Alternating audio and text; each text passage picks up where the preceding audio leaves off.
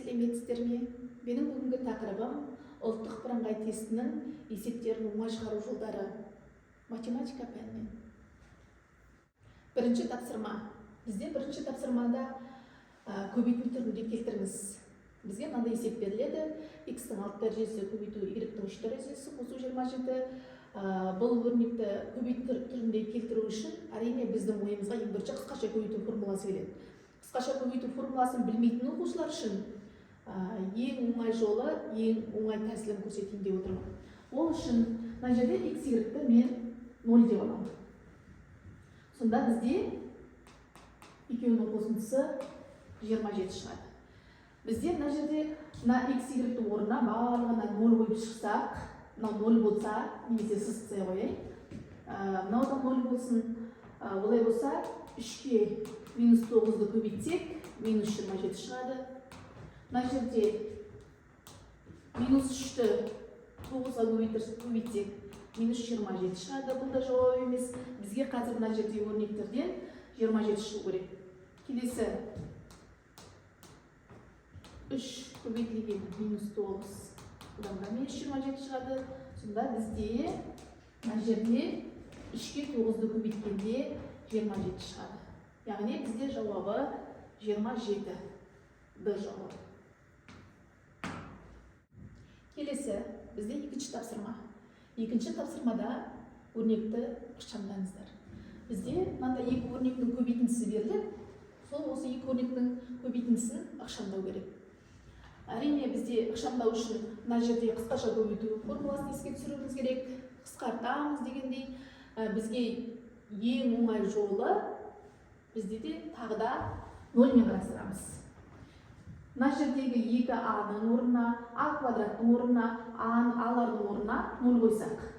Сонда бізде 0 қосу 6, 0 минус 16, 0 қосу 4, 0 қосу 3. Бұдан бізде минус 16-дан 6, көбейтілген 3-тен 4, қысқартамыз. 16-мен 4-ге қысқарады, 2-ге қысқарады. Сонда бізде 4-тен 2 немесе минус 2-ден 1 шығады. Енді бізде мына жауаптардың орнына, А-ның орнына 0-ды қойсақ, бізде осы жауаптардың ішінен минус 2-ден 1 шыққан жауап, әрине сол жауапқа аламыз. Сондықтан көрейік. 4 минус 4, минус 1, 2, мына жауапта болмайды, минус 1 шықты. Бізге жауапқа минус 2-ден 1 шығу керек. 0 минус 4, минус 4-тен 2, минус 2-ден 1. Міне бізде жауабы минус, мына Б жауабы болып тұр. Минус 2-ден 1 шықты. Келесі тапсырма. Бізде келесі тапсырмада x және x2 сандары. Келесі тапсырма. Бізде келесі тапсырмада x1 және x2 сандары мына берілген теңдеуінің түбірлері екені белгілі. Өрнектерді мәндерімен сәйкестендіріңіз. Бізде қазір мына жерде табу керегі x1 мен x2-ның мәндерін тауып, оларды қосып және көбейтіп, мына мәндермен сәйкестендіру. Әрине бұл жерде бізде ең оңай тәсілі x-4, модульдің ішіне x-4-ті белгілеу енгізу.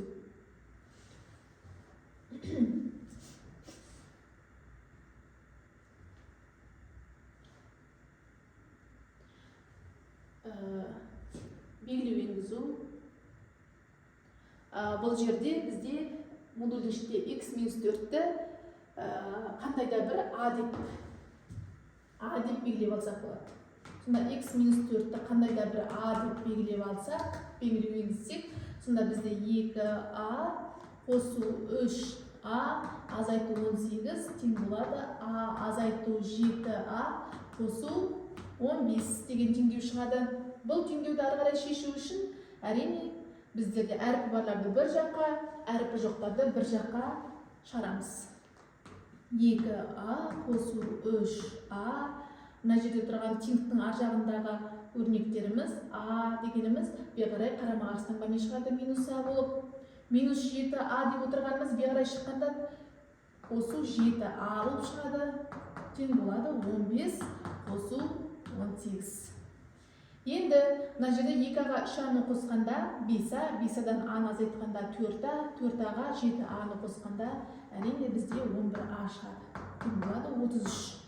Бұдан аны табу үшін 33-ті 11-ге бөлеміз, 3 шығады. Әрине бізде есеп аяқталған жоқ. Ары қарай есепті шығару үшін мана белгілеу енгізіп кеттік қой. Модульдің ішінде x минус 4 тең болады а деп. Енді табылған а дегеніміздің мәнін 3-ті мына аның орнына қоямыз. Сонда бізде x минус 4 тең болады 3-ке. Мына модульді шығару үшін екі түрлі жағдайда шығарамыз, иә? Ол үшін x минус 4 тең болады 3-ке, x минус 4 тең болады минус 3-ке. Сонда x тең болады 7-ге, x тең болады 1-ге. Менде екі шешім шықты. X тең болады 1, x тең болады 7. Әрине бізде әлі есеп аяқталған жоқ. Мына жерде x1 мен x2-ні орнына қоямыз. x1 мен x2-ның қосындысын таптық тұр ғой бізде. Енді x1 мен x2-ның қосындысын табу үшін манағы табылған шешімдер 7-ге 1-ді қосамыз 8, x1 мен x2-ның көбейтіндісін таптық, 7-ні 1-ге көбейтеміз 7. Сонда менде екі шешім шығады. Бірі 7, екіншісі 8. Мына жерде 7 және 8 деп белгілей қойдық. Келесі тапсырмада бізге функция беріліп тұр. Назар аударайық, қарайық. Келесі тапсырмада бізге функция беріледі. Берілген функцияның нөлдерін табыңыз. Бізге қандай да бір функция беріледі, және сол функцияның нөлдерін табуымыз керек. Ол үшін функцияның нөлдерін табу үшін бізге мына берілген функцияның алымы 0-ге тең болса жеткілікті. Яғни бізде 3x қосу 1 тең болады 0 болса жеткілікті. Сонда 3x мына теңдеуді шығару үшін 3x тең болады минус 1, одан x-іміз тең болады минус 3-тен 1-ге тең екен. Сонда бізде жауабы Д жауабы. Келесі тапсырма төмендегі жауаптардың ішінен синус 1095 градус өрнегінің мәніне тең болатын өрнектерді тап дейді. Әрине бізде бұл көп жауапты тест тапсырмасы. Бұның ішінде 2 жауап немесе 3 жауап та болуы мүмкін. Бұл есепті шығару үшін синус 1095 градусқа мына өрнектердің қайсысы тең болатынын көрейік.